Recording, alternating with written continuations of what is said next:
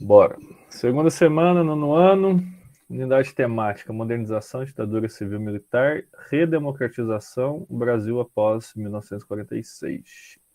Então, objeto de conhecimento dos anos 60, Revolução Cultural, ditadura civil-militar e os processos de resistência às questões indígenas, negras e a ditadura. Isso aqui é interessante, tá? Ditadura civil-militar, porque é um termo que foi modificado faz pouco tempo, assim que os historiadores começaram a se debruçar mesmo, assim, questionar, refletir sobre a ditadura militar. Por quê? Eles colocaram essa palavrinha aqui, ó, civil-militar.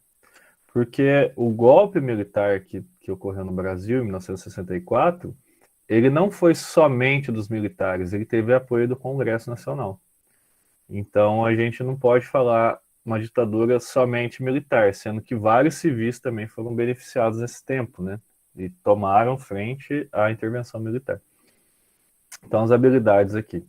Identificar e compreender o processo que resultou na ditadura civil-militar do Brasil e discutir a emergência de questões relacionadas à memória, à justiça, sobre os casos de violação dos direitos humanos. Então, o que são os direitos humanos, né? É uma convenção que eles fizeram, se eu não me engano, foi logo após da Segunda Guerra Mundial, a criação da ONU, a criação do Estado de Israel e tudo mais, que os países eles se reuniram para definir quais são os direitos dos seres humanos no mundo. Então, o direito à residência, o direito à água, o direito à educação, e vários outros direitos, assim, que, obviamente, não são todos os países que cumprem, né? Todos os direitos humanos. E um desses direitos é que nenhuma pessoa no mundo seja sujeita à tortura. Então, você vê que vários países até hoje, eles ainda colocam a tortura como um meio de você pegar e conseguir interrogar alguém. A exemplo dos Estados Unidos. Os Estados Unidos ainda mantém uma base em Cuba, fica em Guantánamo, que lá eles ficam alguns presos que são presos principalmente ligados a células terroristas, né? Al-Qaeda e outras células terroristas assim do Oriente Médio. E lá já teve vários militares, documentários e tudo mais que falam que os presos lá eles são colocados em condições de tortura. E você vê que vários países não respeitam os direitos humanos. Quando a gente vê, por exemplo, uma chacina aqui no Brasil, né, quando os policiais invadem, por exemplo, uma comunidade e acabam matando lá 20 pessoas, 40 pessoas, obviamente isso aí é uma execução, né? Não tem como falar outra coisa. Várias pessoas foram executadas nesses episódios que ocorreram faz pouco tempo. Então isso também, obviamente, vai contra os direitos humanos. O primeiro direito humano é o direito à vida. Então a pessoa não pode ser morta. A pessoa tem que ser o quê? Tem que ser presa, tem que ter um inquérito, ter uma averiguação, o que aconteceu e tudo mais. Então acaba que as forças policiais, muitas vezes elas se excedem, né? Não são todas, obviamente, mas principalmente as que mais matam no país são a do Rio de Janeiro e São Paulo. E a gente vê um excesso de força. Então acaba que vira uma guerra. Então os traficantes, as milícias acabam às vezes matando algum policial e os policiais se juntam, invadem uma comunidade e acabam matando várias pessoas e muitas vezes acabam morrendo pessoas inocentes, né? Como foi o caso daquela modelo, que inclusive era negra, né? Porque, obviamente, a maior parte das pessoas que morrem nesses conflitos são pessoas de comunidade e elas têm cor, né? Normalmente elas são negras. Eu esqueci o nome dela, é Kathleen. Kathleen. Eu não lembro o nome dela. É Ela estava Kathleen. grávida, inclusive. Ela morreu Sim, com uma bala perdida. o nome dela é Kathleen. E Num eu desses vi, conflitos. sim, eu vi no TikTok esses dias uma menina que morava na mesma comunidade que ela contando o que tinha acontecido nesse dia. Foi bem triste. Então, acaba que as pessoas, muitas vezes, tipo assim, os policiais entram, atiram a esmo, então acaba atingindo pessoas que estão morando, ou os próprios milicianos fazem isso de propósito também, a gente não sabe, né, o que acontece. Mas várias pessoas foram, tipo, friamente assassinadas e ficou por isso, entendeu? Então acaba que os policiais, eles se resguardam porque eles falam que estavam no meio de um conflito, você não tem ninguém, você tem ali algumas pessoas que viram, mas só que ficam com medo, muitas vezes, de denunciar, porque temem pela própria vida, né? Porque elas vão ser arroladas ali no processo, vão ter seus nomes divulgados e tudo mais, e acaba que a proteção contra essas pessoas que denunciam aqui no Brasil não é tão eficaz, e são pessoas pobres, humildes, né? Então acaba que fica por isso mesmo. Outra aqui, discutir os processos de resistência às propostas de reorganização de sociedades brasileiras durante a ditadura civil-militar, destacando a produção cultural e os aspectos políticos e econômicos. Uma coisa também que vale salientar é que seus pais e seus avós provavelmente nasceram na ditadura, ou nasceram no processo de redemocratização, né? Então, o que a gente vê, se a gente tomar como depoimento seus pais, seus avós, é que normalmente eles não vão falar nada sobre ditadura. Se eles não fossem, por exemplo, jornalistas, se eles não forem políticos na época ou qualquer outra coisa assim, muitas vezes eles falam assim, para mim tava bom, não tinha tanto bandido. Não falo pelo meu sogro. Meu sogro odeia o governo atual. Ele posta todo dia uma coisa contra. E ele diz que ele não gosta da força militar no poder por conta da ditadura. Por causa da ditadura. Então, normalmente essas pessoas que falam contra da ditadura, né, são pessoas assim que vivenciaram alguma coisa próxima a elas, ou elas estavam mais atenadas com a política, né, na época. Então, por exemplo, meus pais tipo, não têm como que eu posso falar, um senso comum, assim, de falar se a ditadura foi uma coisa boa ou ruim para o país. Porque eles não tiveram uma intervenção direta quanto a isso, né? A vida deles não mudou tanto quando a ditadura estava no poder. Então, já para os artistas, os jornalistas da época, os políticos, principalmente os políticos de esquerda e tudo mais, e, obviamente eles sofreram muito mais do que as pessoas que querendo ou não se envolviam com essas questões. Né? Conteúdos relacionados aqui, ó. Golpe civil militar, instalação da ditadura, importância da Comissão Nacional de Verdade nas investigações de violação dos direitos humanos cometidos em 46 a 88 por agentes públicos, as formas de resistência usadas pelos opositores ao regime ditatorial e as manifestações culturais do período. Então, o que a gente vê de manifestação cultural são as músicas, principalmente as músicas. Poemas também, que são, a gente chama de poesia marginal. Não sei se vocês já tiveram a oportunidade de ler algum poeta marginal, mas esses poetas marginais, eles faziam poemas com alusão à ditadura, questionando os pontos e tudo mais. Só que eles faziam isso de forma velada. Na literatura também a gente tem alguns casos, por exemplo, o Incidente Antares, que eu esqueci o nome do autor do Incidente Antares. Mas o livro é muito doido, porque as pessoas, fazendo uma sinopse do livro, né? As pessoas morriam e elas, obviamente, normalmente elas foram mortas, né? Por algumas outras pessoas. Então, as pessoas foram mortas por assassinato, né? A causa da morte dessas pessoas. E chega um momento do livro, assim, que essas pessoas viram meio que zumbis e começam a apontar o dedo para as pessoas que mataram elas e contar a verdade. Então, esse livro foi publicado na época da ditadura, só que a ditadura, ela tinha um sistema como que eu posso falar? Eles tinham um sistema de censura das músicas, poesia, literatura que falasse mal da ditadura. Inclusive, eu tenho uma lista de cantores que fizeram parte da época e que fizeram músicas criticando. Tem Elis Regina, Belchior, Jorge o Chico Buarque, Chico Buarque, Caetano Veloso, tem o... Raul Seixas. Como é que é o nome? Gilberto Gil. Gilberto Gil. Esses todos foram exilados. Eles todos foram para fora do país. Sim, todos isso que eu ia falar. Fora do país. Porque eles estavam fugindo da ditadura, porque eles iam ser presos, né? O próprio Paulo Coelho também. Paulo Coelho, que era amigo do Raul Seixas e também fazia as letras com ele, né?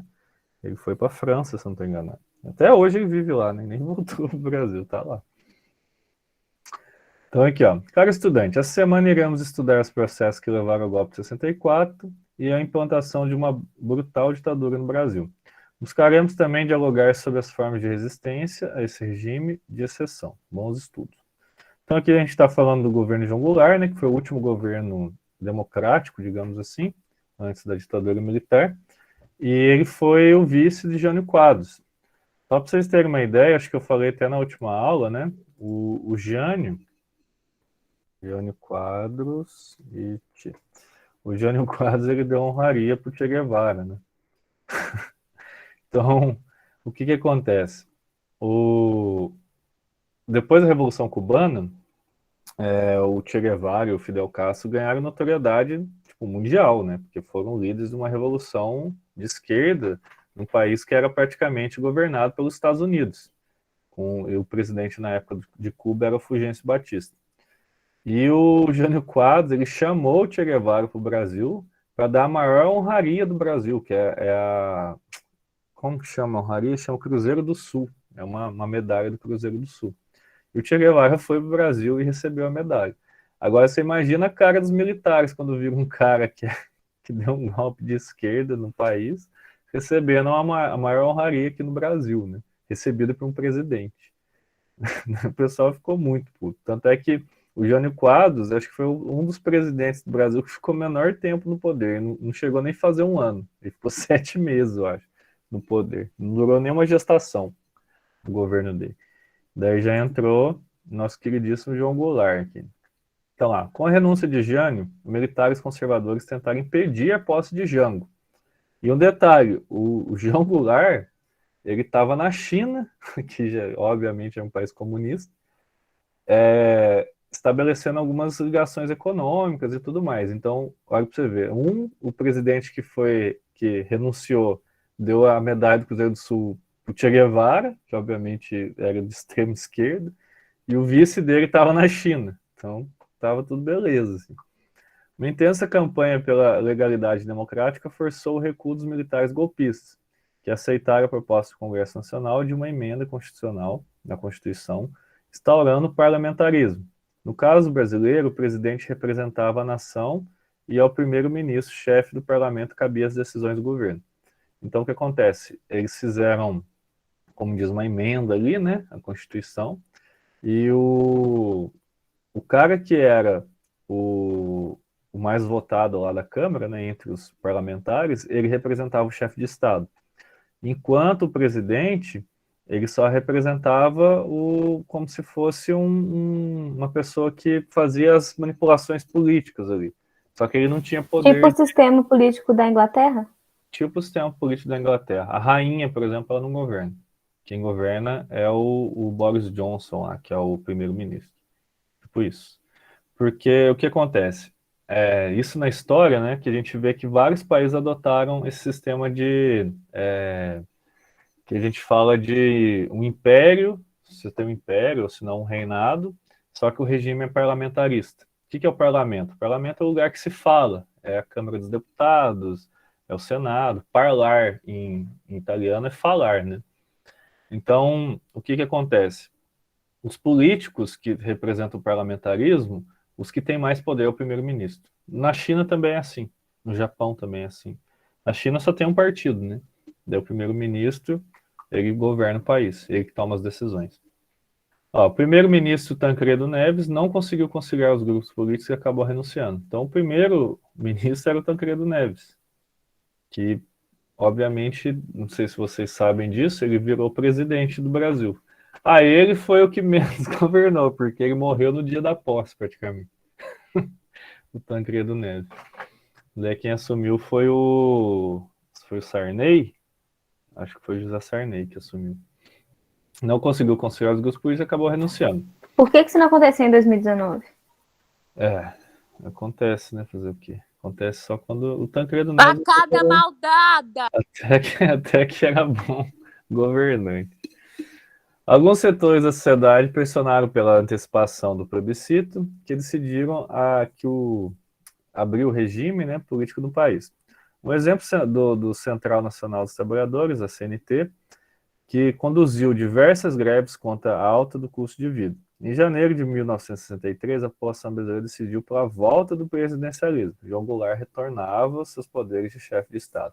Então, aí para você ver, já foi totalmente tumultuado, né? O exército queria tomar a posse, daí o presidente foi colocado de lado, daí quem assumiu foi o presidente da Câmara, Eu tô querendo Neves renunciou, daí a população pediu. Pra você ver que loucura que tava. A política nossa sempre foi assim, velho.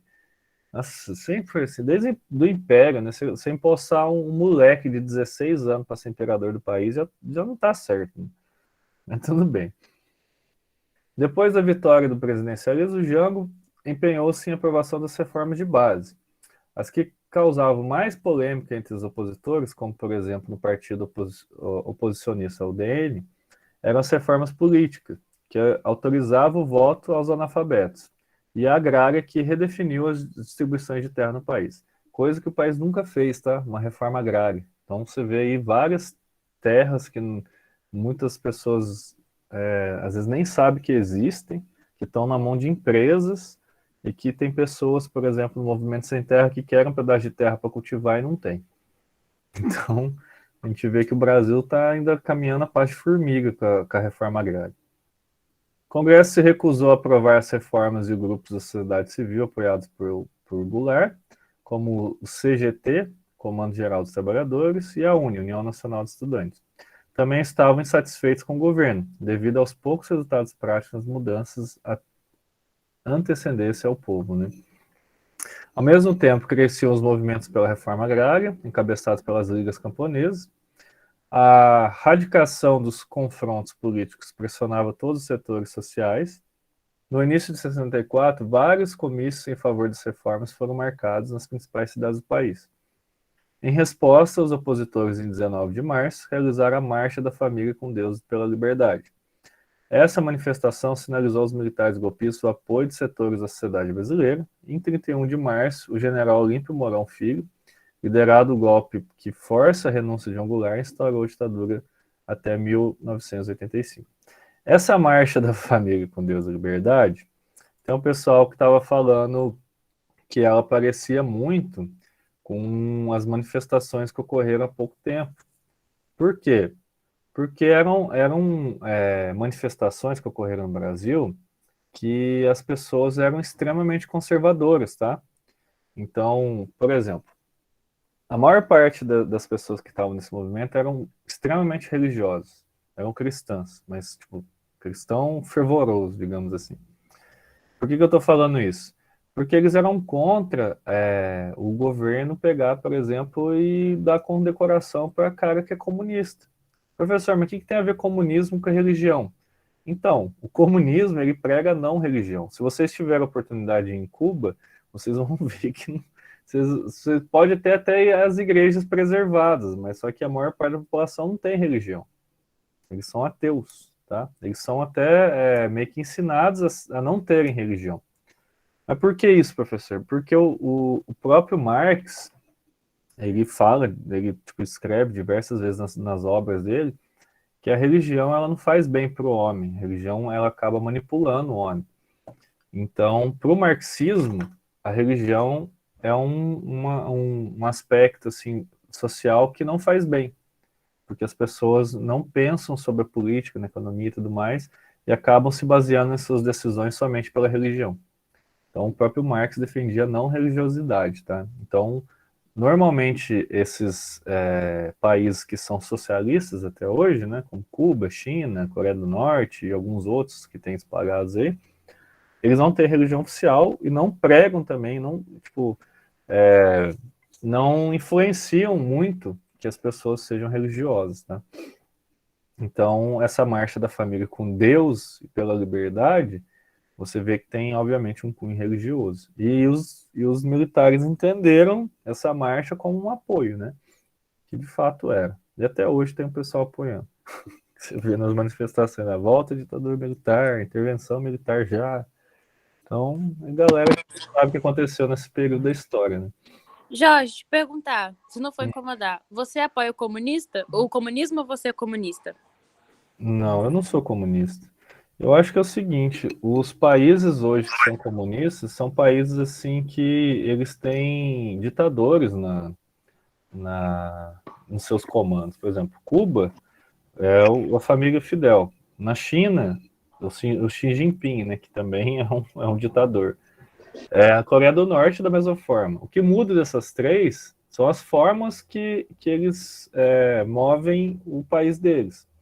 Então a galera fala assim, Cuba é um país maravilhoso e tal. Não é maravilhoso. Lá falta remédio, as pessoas lá, a educação também, o pessoal fala, mas o índice de analfabetismo em Cuba é praticamente, tipo, não tem analfabeto e tudo mais. Não tem, beleza, não tem. E a parte da medicina também lá não é desenvolvida igual o pessoal fala. Porque Cuba, ela sofre com a parte de intervenção dos Estados Unidos. Então, por exemplo, centro médico, essas coisas assim não existem lá, tipo, esses de alta complexidade. Os cubanos dependem muitas vezes de pessoas que trazem as coisas para eles, para a ilha, né? Óbvio que boa parte da culpa é da intervenção dos Estados Unidos. Só que quem fala mal do governo lá é preso e torturado. E eu não acho isso que é um caminho, que isso seria um aspecto assim do socialismo. Que o socialismo mesmo, se você for pegar a base fundamental, que é a base teórica do socialismo, que eu acredito ser um sistema muito bom, só que para colocar em prática já é outros 500, você não tem um ditador. Marx não falava que você teria um ditador, que teria uma pessoa para encabeçar. Não, são os trabalhadores que tomam conta do país. Então, para isso acontecer, ele fala que tem que ter uma consciência de classe. Uma coisa que até nos sindicatos não tem. Os professores mesmo, como o exemplo da minha classe, eles não são unidos. Tem professor, por exemplo, que você chega para discutir greve, eu não vou fazer greve, não. Uai, então, tipo, você não tem que reclamar do seu salário, você não tem que reclamar das condições que você está trabalhando, você não pode reclamar de nada, já que você não quer fazer greve, que é o único direito que a gente tem, né, de protestar. A gente não tem outro direito. Você vai fazer o quê? Vai chegar lá na aula e vai ficar quieto? É um jeito de protestar, mas vai adiantar alguma coisa? Não adianta nada. Então, respondendo essa pergunta, eu não sou socialista e eu também, tipo, não defendo que, por exemplo, não defendo nem que a direita faça coisas boas no país, nem que a esquerda também faça. Eu acho que as duas têm várias coisas podres, assim. Eu acho que a política tinha que passar por uma reformulação muito grande para o país começar a ter uma noção política muito melhor. Então a galera fala assim, mas então você não é de esquerda, você é de direita. Não, não é isso. Eu penso diferente só. Eu só não acho que Cuba é um país super desenvolvido, que as pessoas são super felizes lá, que de fato não são. Se você pegar, tem vários vídeos na internet, tem documentário, tem muita coisa mesmo, tipo depoimentos dos cubanos mesmo que vivem no Brasil, principalmente os médicos, né? Que eles falam que sofreram muito no país. E eu não estou falando sofrimento por causa da intervenção dos Estados Unidos, não, sofrimento de perseguição mesmo. As pessoas morrem lá por falar mal do Fidel, mal do Che, você morre. Você corre risco se você falar mal desses personagens lá, que para eles é como se fosse um deus na Terra, entendeu? Passou pela Terra. Então, pode falar. Então eu acho que, tipo, socialismo no mundo não existe igual o Marx falou. Eu defendo o socialismo. Eu acho que seria um viés sensacional, assim. Na teoria é muito bom, né? Na prática não foi assim. Na Rússia, a União Soviética, sei lá o quê, o foice, o martelo. Beleza, cara, mas o Stalin, ele mandou muita gente para trabalho forçado, da mesma forma que Hitler fez. Então, chama Goulash, você pode pesquisar aí se quiser. Então, você acha que isso, se eu viesse, quem fala mal de você na política, acho que você tentaria convencer a pessoa, não prender a pessoa e matar ela. Eu ainda estou estudando sobre essas questões, de, principalmente de comunismo. Porém, até então, eu tô quase com a mesma linha de raciocínio que você. Acho que a gente tem que tomar cuidado, entendeu? Por exemplo, Sim. uma coisa que até vários pensadores, filósofos falam, não tome um partido ou uma pessoa como sendo o salvador de tudo, como sendo aquela pessoa que vai como diz, salvar a nação, salvar. Não existe isso. Não existe. Se você for pensar todos os partidos políticos do país, hoje, não tem. Dá para contar nos dedos quais partidos não estão envolvidos com questões assim de corrupção. Dá para contar nos dedos. Isso eu colocando no mesmo saco PT, PCdoB, o PCdoB não, o PSDB, e vários desses partidos assim que encabeçaram a política do país, eles, nossa, velho, era muita maracutaia, muita maracutaia. Então você pega assim, mas o Lula então roubou o país? Não, velho. Pra quê? Ele não precisa disso. Quem roubou foi o partido dele, entendeu? O partido dele tinham várias pessoas que eram corruptas, entendeu? Então o personagem Lula, ele estava no meio de um partido que, obviamente, as pessoas faziam ligações. Por exemplo, a gente vai sair o Bolsa Família. Mas tem a votação no Senado, não sei se vai passar. Daí que o partido fazia? Vamos pagar a galera para votar a favor. Isso chama o quê? Mensalão. E foi descoberto. Só que o Lula se defendia porque falava que não sabia de nada, mas obviamente era ele que manipulava isso. Entendeu? Daí você pensa o seguinte: mas o mensalão pagou para o pessoal votar. Se você for pegar também a parte do Lula, o governo dele foi o que mais desmatou a Amazônia, com a campanha da soja e tudo mais. Pode pesquisar aí para você ver. Ele desmatou mais a Amazônia que o governo Bolsonaro. Coisas que não são divulgadas, entendeu? Depois, se quiser, eu te passo um vídeo depois. Então, cada governo, ele teve coisas boas, teve coisas fantásticas. O que ele investiu em universidade, em pesquisa no país, não está escrito. Ele foi o melhor governante em relação a essa parte da ciência. Só que outras partes ele teve que abrir mão. Entendeu? Por exemplo, beleza, você quer investimento em universidade? Mas você vai ter que dar subsídio para a galera que vai plantar soja. Vai criar gado. Entendeu? Pode me mandar o vídeo, sim. Eu vou mandar o vídeo para você depois. Que o cara questiona o desmatamento da Amazônia. É um cara muito bom, inclusive. Ele questiona o desmatamento da Amazônia e vai falando dos presidentes. Ele questiona realmente isso que eu tô te falando, entendeu? O cara foi bom? Foi ótimo. Mas depende para quem. Entendeu? Então, da mesma forma que você encara uma pessoa, o cara é de esquerda, bonzinho, não é bem assim. O cara é ser humano, né? Ser humano nunca é 100% bonzinho. Por mais que eu apoie acho que eu sou a 100% esquerda, bonzinho? Eu não sou 100% bonzinho. por mais que eu apoie a esquerda, eu ainda acho também que tem muita coisa errada. É claro. Não, mas quem é pobre igual a gente, quem é classe média baixa, essas coisas, tem que apoiar a esquerda mesmo, porque a direita tá pouco se fudendo pra gente. Daí você não vai tirar de nada lá. A esquerda ainda é a esperança nossa. Então, beleza. Mas você tá falando mal do Lula. Velho, eu voto nele hoje. Eu sou assim de saúde. Que eu não tenho quem, entendeu? Não tem quem bater com essa galera, esses marajá que estão aí hoje, entendeu? Esses caras que é tudo milionário aí, político e empresário ao mesmo tempo. Não tem quem bater com eles. E, um negócio que eu acho que é muito interessante, me chama muita atenção nessa questão do governo de direita, é que o Estado é laico. E é um partido que é cristão. Uma vez eu estava conversando com a menina sobre isso. Ela é cristã, ela é evangélica. E ela estava me dizendo, né, que ela estava dizendo assim: então, o Bolsonaro ganhou porque o meu pessoal, no caso, o pessoal cristão evangélico, votaram nele porque nós somos a maioria. E a maioria que dita as regras para a minoria. Aí eu fiquei tipo, sim, pode até ser, porém o Estado é laico, você não pode impor regras com base na sua religião, na sua crença, para uma população que, você sabe que tem outras pessoas de outras crenças, tem pessoas que nem acreditam naquilo, e você vai impor com base nisso? Não tem lógica.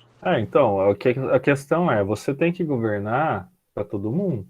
Então, se você, por exemplo, aquela mulher lá, que eu esqueci o nome lá, que ela tá na parte dos direitos humanos, aquela mulher é extremamente, ela é extremamente religiosa, ela tem a religião evangélica como religião dela, né?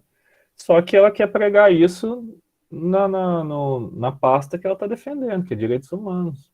Daí direitos humanos é para todo mundo. É para uma pessoa que é gay, é um cara que tem uma relação com a mulher, um cara que tem relação com outro homem, uma mulher que tem relação com mulher, então, é para todo mundo. Então você não pode colocar o seu pensamento, por mais que você pense dessa forma, que você seja homofóbico, por exemplo, se você assumir uma pasta dessa, tem que governar para todo mundo, pensar nas minorias, que é elas que têm que ser defendidas, né? Então, por mais que te incomode de alguma forma, não sei nem o que esse pessoal pensa, para mim é uma doença isso, sei lá, para mim é uma doença. Igualmente. Não tem outra coisa, uma pessoa que que, por exemplo, agride um homem por ele ser homossexual, para mim é uma pessoa doente. Não tem outro viés de pensamento. Não, ela é doente. Porque, E criminosa também. não, óbvio, criminosa. Mas para mim não tem sentido, entendeu? Você pegar e ir contra o amor de duas pessoas, ou ir contra uma vontade de outras pessoas que não está te ferindo em nenhum ponto. Um cara me beijar na minha frente, duas pessoas, dois homens beijar na minha frente, não vai me fazer menos homem, não vai me incomodar. Os dois estão se amando, os dois estão fazendo uma coisa que eu gostaria de fazer com uma mulher, mas se eu fosse um homossexual, eu faria com um homem. E eu queria ter essa liberdade. Então, por isso que eu defendo, entendeu?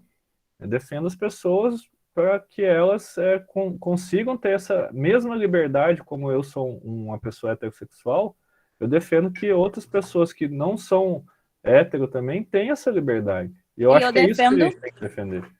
e eu defendo porque eu sou parte da comunidade e porque eu também quero a liberdade para outras pessoas. É óbvio. É E óbvio. mesmo se eu não fosse também parte da comunidade, o mínimo que você tá fazendo é você ser humano, porque, tipo, Respeito. é Só isso. É só respeito. Você não precisa falar nada, você não precisa intervir, você precisa só respeita. Você não fala nada, você só sai, acabou. Se você se incomoda você de alguma forma, é só você não se manifestar, você já está fazendo muito, entendeu? Agora o pessoal agride, o pessoal xinga, o pessoal fala na internet, e isso acaba que afeta as pessoas, né? As pessoas se sentem constrangidas, se sentem acuadas, se sentem com medo, entendeu? E isso é uma coisa que não pode. E é uma coisa que a gente vai tratar agora, inclusive, que é a parte dos atos institucionais, né? O que são esses atos institucionais que foram pregados na ditadura, né? São emendas à Constituição que elas começam a tirar alguns direitos civis. Então lá, os AIs eram decretos que reforçavam os poderes do Executivo Federal perante a sociedade nacional. Esses AIs estabeleceram os aparatos de repressão e o autoritarismo. Então lá, o AI-2 extinguia os partidos políticos e tornava indireta a eleição para presidente da República. Então o que acontece? A população já não ia mais votar nos seus representantes. O AI-3 tornava as eleições para governadores de estados indiretas. Então, além de você não votar para os seus presidentes, você também não vai votar para os seus governadores. O AI-4 convocava deputados e senadores para eleger o novo presidente e elaboração da nova Constituição. Por isso que é chamado de golpe civil-militar. Quem elegia o presidente eram os deputados e senadores. Só que os deputados e senadores normalmente também eles eram eleitos pelos militares, tá? Os militares davam um jeitinho ali de colocar as pessoas que eles queriam no poder. E o AI-5 foi o pior. Determinou o fechamento do Congresso, daí não existia mais parlamentar, e estabeleceu a severa censura aos meios de comunicação e aos direitos civis constitucionais foram suspensos. Então, isso aqui que é o mais importante, os direitos civis e constitucionais. Então, um exemplo claro disso aí é o direito que a gente tem de habeas corpus. Professor, o que é habeas corpus? Habeas corpus é o seu direito de sair de uma prisão, por exemplo, ou sair de um interrogatório, ou qualquer coisa assim. Você não pode ser preso por simplesmente andar na rua. Por exemplo, o policial te parar e falar assim, o que você está fazendo na rua? Ah, eu estou indo para casa da minha avó. Ah, então você vai preso comigo. Já te manda no camburão, você não sabe onde você vai. Professor, mas acontecia isso desse jeito na época? Sim. Às vezes você era preso por vagabundagem, que chamava. Às vezes você estava andando na rua, daí o policial te parava. Normalmente os trabalhadores que trabalhavam de madrugada, né, em fábrica, essas coisas, andavam com a carteira de trabalho ou algum documento, né, falando que trabalhava. Caso contrário, você era preso. Você era preso e muitas vezes torturado, falando que você estava fazendo anarquia na rua e tudo mais. Então, para algumas pessoas, isso que eu estava falando no começo da aula, por exemplo, meus pais e tudo mais, a criminalidade era menor nessa época, porque as pessoas tinham medo. Literalmente, as pessoas tinham medo. E além dos presos políticos, né, que eram as pessoas que eram de esquerda e tal, querendo o fim da ditadura, vários foram presos por tráfico de droga, por assalto a banco e tudo mais. E a repressão era muito forte. O exército direto ficava na rua. Então, policiamento, essas coisas eram reforçadas. E, obviamente, as maiores cidades não tinham a população que tem hoje, né? Elas eram menores, né? Elas não eram gigantes igual são hoje. Então, as favelas estavam ali no início ainda, obviamente tinham conjuntos habitacionais grandes, mas não era tipo uma Paraisópolis aí em São Paulo, que tem quase 1 milhão de pessoas vivendo na comunidade. Não era assim, eram comunidades menores. Então, o controle era muito mais intensivo, né, nessa questão de criminalidade. Mas, de certa forma, você também não tinha direito nenhum. Então, por mais que se você fosse um cidadão de bem, digamos assim, você podia ser preso, torturado. Então, são essas coisas. E o aparato da repressão, censura, sequestro, tortura, execução, prisão e ataques à bomba. Consequência, milhares de mortes, desaparecidos, corrupção não investigada, alta da inflação, país altamente endividado, aumento exponencial da desigualdade socioeconômica. Então, são essas coisas que aconteceram na época, né? Os presidentes aqui que ele fala lá, o General Castelo Branco, daí teve o Costa e Silva, o Emílio Garrastazu Médici, que esse aqui foi a parte do milagre brasileiro, e o Costa e Silva foi o que implementou o AI-5, que a gente chama de anos de chumbo, né? De 74 a 79 foi o Geisel, e já que o Figueiredo já na parte da redemocratização, né? Que daí a gente já teve diretas né? Eleições diretas para presidente. E daí foi votado o Tancredo Neves, só que o Tancredo Neves não conseguiu assumir. Daí, se eu não me engano, entrou o Sarney. Então, essa parte, gente, da ditadura militar, depois eu não vou nem completar essa aula, vou colocar aqui que eu não completei, porque é uma parte importante para vocês entenderem como que foi esse processo político do país. Porque foi um dos processos mais tumultuados que a gente teve na história política nossa, e ela representou muita coisa. Tanto essa parte que a gente estava discutindo eu com a Samira, a questão do feminismo, a questão da religiosidade dentro da política, a questão da esquerda e da direita. Então, são questionamentos válidos para essa matéria. Por quê? Porque nessa época, a maior parte dos partidos eram extremamente conservadores. A mulher, ela não tinha uma ascensão social que a gente começa a ver hoje. Então, igual eu mostrei para vocês a propaganda lá, dificilmente você, por exemplo, uma mulher estava dentro de uma universidade, ou estava em cargos assim como que eu posso falar, em cargos mais altos dentro de empresas ou mesmo do governo. Então você vê assim que o machismo na época era uma coisa muito forte. Sem contar a parte da homofobia, sem contar a parte também do preconceito contra as pessoas que eram negras, índios e tudo mais. Então foi um período assim da nossa história que teve um forte retrocesso. Forte retrocesso. Tava vindo até um progressozinho ali depois do finalzinho de Getúlio, mas depois só desbancou, né? Então, depois eu vou terminar essa parte com vocês aqui falando sobre a Lei de Segurança Nacional, a parte de repressão ilegal. Vou falar também um pouco das músicas, né, que os artistas faziam e eram reprimidos, né, porque passavam pela censura. Depois eu vou mostrar para vocês algumas músicas que foram censuradas. Se vocês quiserem ouvir também, eu passo para vocês. Uma delas é Tem uma Cálice, música da Geraldo Elis Vandré. Regina. Ai, desculpa. Tem uma música da Elis Regina. Se não me engano, foi Belchior que escreveu, não lembro. Como os nossos pais. Como os nossos pais, sim. Aquilo é um hino. Não, mas eu acho que não é da Alice Regina, não, é do Belchior, não é? Sim, é por isso que eu disse. Ele que escreveu, porém ela que estava cantando. Entendi, se foi um Eu Chico conheci Buarque, ela através dessa música, na verdade. né? É muito boa, a voz dela é muito boa, muito boa. Ele foi um dos exilados também, né? O Belchior, ele foi exilado também. Se eu não me engano, não lembro se foi para o Uruguai ou se ele foi para outro lugar. Mas Geraldo Vandré mesmo, que foi se eu não me engano, ele foi o que escreveu o Cálice, que o Chico Buarque gravou também depois. Ele foi torturado, ele foi, tipo, fizeram a lavagem cerebral dele. Tanto é que passou um tempo, ele estava defendendo a ditadura. Então, tem entrevista dele falando isso. E é bizarro que fizeram com ele. E, obviamente, teve o dedinho dos Estados Unidos, né? Como na tabela aqui, acho que eu nem comentei com vocês, ó. Os apoiadores aqui, ó. Empresários, imprensa, classe média urbana, Estados Unidos da América. Porque no dia do golpe militar, tiveram alguns navios, os navios de guerra americanos, que estavam aportados ali perto do Rio de Janeiro. E caso não desse certo, eles dariam apoio, entendeu?